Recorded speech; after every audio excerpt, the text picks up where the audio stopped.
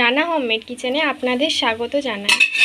আজ আমি একটা নতুন ধরনের রেসিপি ট্রাই করতে চলেছি লাউ শাক দিয়ে। তার জন্য আমি এখানে লাউ শাক কেটে রেখেছি আর ডাঁটা কেটে রেখেছি। আর এপাশে একটি বড় সাইজের আলু, একটি বড় সাইজের কাঁচকলা আর 2-4টা বেগুন কেটে রেখেছি এইভাবে, আর ধুয়েও রেখেছি। তাহলে দেখে নিন আমি কিভাবে রান্নাটা করছি। নতুন ধরনের রেসিপি ট্রাই করার জন্য আমি এখানে 50 গ্রাম মুগ ডাল নিয়ে নিয়েছি। আর আমি আগে থেকে কড়া গরম করতে দিয়েছিলাম। কড়াটা গরম হয়ে গেছে, এবার আমি মুগ ডাল দিয়ে দেব, দিয়ে হালকা ভেজে নেব। খুব বেশি ভাজবো না, হালকা করে ভেজে নেব।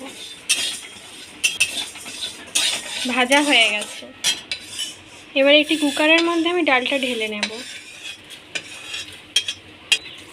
দিয়ে ওর মধ্যে জল আর নুন দিয়ে সেদ্ধ করতে দেব।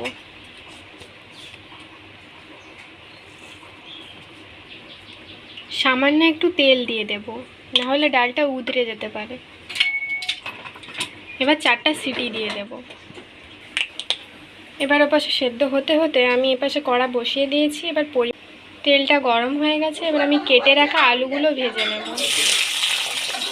অল্প পরিমাণে নুন দিয়ে দেব, দিয়ে হালকা করে ভেজে নেব।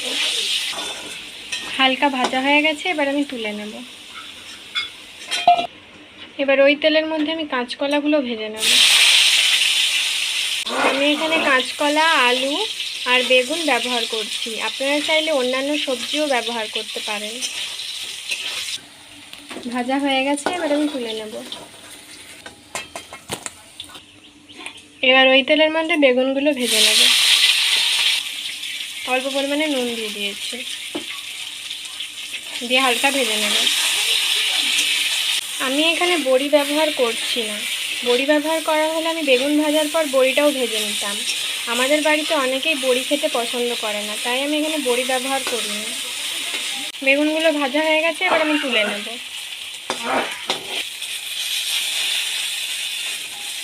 এবার ওই তেলের মধ্যে আমি শাকটা দিয়ে দেব। অল্প পরিমাণে নুন দিয়ে দেব, দিয়ে অল্প পরিমাণে জল দিয়ে দেব। লাউ ডাঁটাটাকে হালকা সেদ্ধ করার জন্য আমি ঢাকা দিয়ে দেব। এবার ঢাকাটা খুলে নেব। ডাঁটাটা হাফ সেদ্ধ হয়ে গেছে, এবার আমি তুলে নেব। আবার আমি কড়া বসিয়ে দিয়েছি। এবার ওর মধ্যে আমি পরিমাণ মতো সরষের তেল দিয়ে দেব, স্বাদ মতো চিনি, একটি তেজপাতা, আর আমি আগে থেকে একটি টমেটো কেটে রেখেছিলাম, ওটা দিয়ে দেব। দিয়ে টমেটোটা হালকা ভেজে নেব। পরিমাণ মতো নুন, আর আমি আগে থেকে 2 চামচ মতো আদা বেটে রেখেছিলাম, ওটা দিয়ে দেব।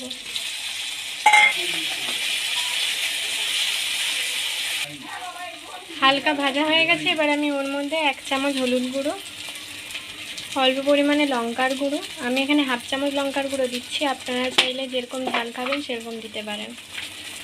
1 চামচ জিরে গুঁড়ো, 1 চামচ ধনে গুঁড়ো, অল্প পরিমাণে। এই রান্নাটি সম্পূর্ণ নিরামিষ। আপনারা বাড়িতে অবশ্যই ট্রাই করবেন আর খেয়ে কমেন্টে জানাবেন কেমন লাগলো। আমি এখানে যেহেতু সম্পূর্ণ নিরামিষ রান্নাটা করছি, তাই আমি এখানে পেঁয়াজ ব্যবহার করিনি। আপনারা যদি আমিষ খেতে চান তাহলে এখানে পেঁয়াজ ব্যবহার করতে পারেন। কষানো হয়ে গেছে, এবার আমি সেদ্ধ করে রাখা ডালটা দিয়ে দেব, দিয়ে হালকা নেড়ে নেব।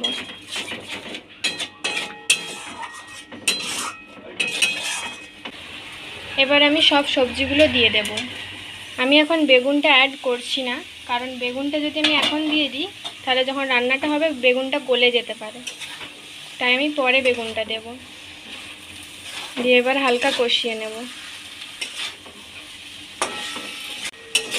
এই লাউ শাকের রেসিপিটা যদি আপনাদের ভালো লেগে থাকে তাহলে সাবস্ক্রাইব করুন আমাদের চ্যানেলটি, যাতে পরের ভিডিওর জন্য নোটিফিকেশন আপনারা পান। আপনারা বাড়িতে অবশ্যই বানিয়ে এটা খেয়ে দেখবেন। যদি ভালো হয় কমেন্টে অবশ্যই জানাবেন, আর খারাপ হলেও কমেন্টে জানাবেন। এবার আমি জল ঢেলে দেব।